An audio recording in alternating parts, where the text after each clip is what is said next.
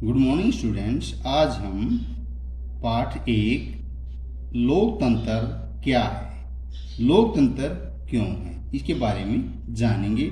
लोकतंत्र जनता का शासन, जनता के लिए, जनता द्वारा, जो अब्राहम लिंकन ने कहा था। लोकतंत्र क्यों आवश्यक है? क्योंकि हर आदमी का जाति का, रंग का, लिंग का, धर्म के आधार पर लोकतंत्र यानी कि संविधान में जो लिखा गया है उसके आधार से अपनी रक्षा कर सके। तो लोकतंत्र क्या है, इसकी विशेषताएं हैं। हम बहुत सरल परिभाषा से शुरुआत करते हैं, फिर हम बारी बारी इन बिंदुओं का व्यवहारिक अर्थ जानेंगे। यहाँ हमारा उद्देश्य लक्ष्य किसी भी सरकार के लोकतांत्रिक होने की न्यूनतम विशेषताओं चिन्हित यानी कि उभेर करना। यह अध्याय पढ़ लेने के बाद हम लोकतांत्रिक गैर लोकतांत्रिक शासन में अंतर कर सकते हैं। अध्याय के अंत में हम इस न्यूनतम लक्ष्य से आगे बढ़कर लोकतंत्र की वृहत परिभाषा पर आएंगे। समकालीन लोकतंत्र दुनिया में लोकतंत्र ही सबसे लोकप्रिय शासन पद्धति है, पर ऐसा क्यों है? कौन सी चीजें इसे दूसरी व्यवस्थाओं से बेहतर बनाती हैं? क्या यही शासन की सर्वोत्तम व्यवस्था है? इन सवालों पर हम अध्याय के बाद वाले पिछले विषय में चर्चा कर चुके हैं। तो लोकतंत्र क्या है? लोकतंत्र जो है, आप सरकार के विभिन्न रूपों के बारे में पढ़ चुके हैं। लोकतंत्र की अब तक की आपकी समझ के आधार पर कुछ उदाहरण देते हैं। सरकारों की कुछ सामान्य विशेषताएं हैं। लोकतांत्रिक सरकारें, गैर लोकतांत्रिक सरकारें, इन लोकतंत्र परिभाषा क्यों जरूरत है? आगे बढ़ने से पहले हम सबसे पहले एक मेधावी छात्रा यानी बहुत ही होशियार ऑनर लड़की की बात करते हैं, मैरी की आपत्ति पर गौर किया जाए। वह लोकतंत्र परिभाषित करने के इस तरीके को पसंद नहीं करती। कुछ बुनियादी सवाल पूछना चाहती है वो। उसकी अध्यापिका मेटिल्डा लिंगदो, मैडम लिंगदो थी, जो मेटिल्डा लिंगदो ने सवालों का जवाब देना शुरू किया। तो कक्षा के अन्य छात्राएं भी इस चर्चा में भाग लेने के लिए तैयार थी। मैरी कहती है, मैडम मुझे यह तरीका ठीक नहीं लगता। पहले लोकतांत्रिक व्यवस्था के बारे में चर्चा किया और अब आकर हम लोकतंत्र मतलब जानने की कोशिश कर रहे हैं। मेरे कहने का मतलब है कि इस काम को हमने पहले करना था और पहले अध्याय में वाली पढ़ाई अब।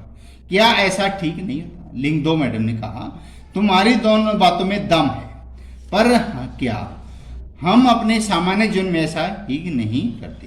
क्या हम कलम, बरसात या प्रेम जैसे शब्दों का उपयोग करने से पहले उनकी परिभाषा स्पष्ट करना जरूरी मानते हैं? जरा सोचो, क्या हमारे पास इन शब्दों को बहुत स्पष्ट और सर्वमान्य परिभाषा है? शब्दों का उपयोग करके ही उनका अर्थ जानते हैं।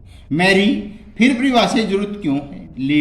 लिंगदो मैडम, हमें परिभाषा की जरूरत नहीं तभी पड़ती है जब हम किसी शब्द का उपयोग करने से हमें परेशानी होती है।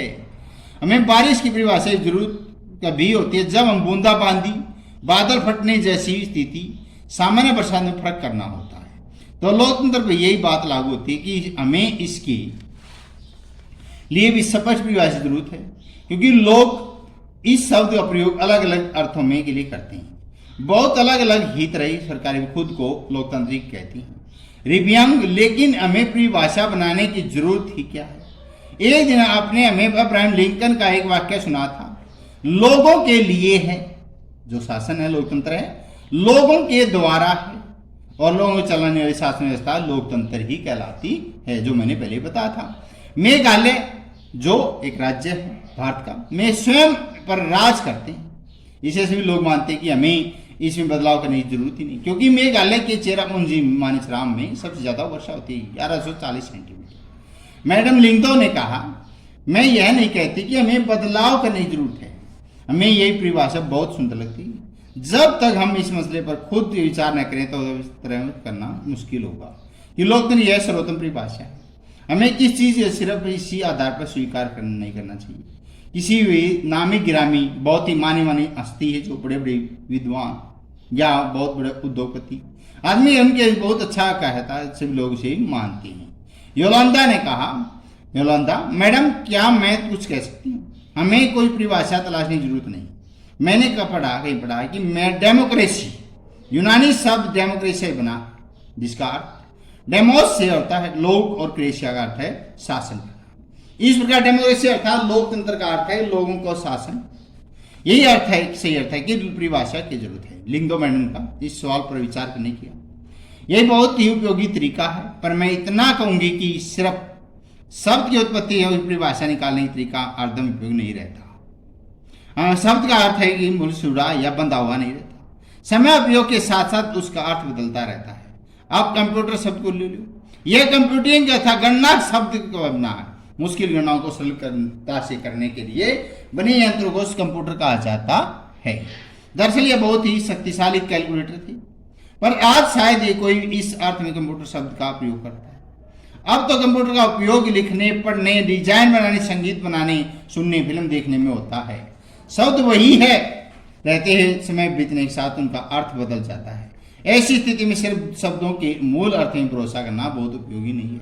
मेरी कहती है, मैडम आपके कहने का मतलब यह है कि इस विषय पर खुद सोचने का कोई शॉर्टकट नहीं है, हमें इसके अर्थ पर गौर करना ही होगा और इसकी परिभाषा गढ़नी होगी। लिंगदो ने कहा, मैडम ने एकदम सही है, इसलिए आओ अब ये काम करिए। आइए लिंगदो मैडम की बात वैसे ही कलम, बारिश और प्रेम जैसे सदा प्रयोग करने वाले शब्दों को ठीक ठीक परिभाषा लिखने की कोशिश करेंगे।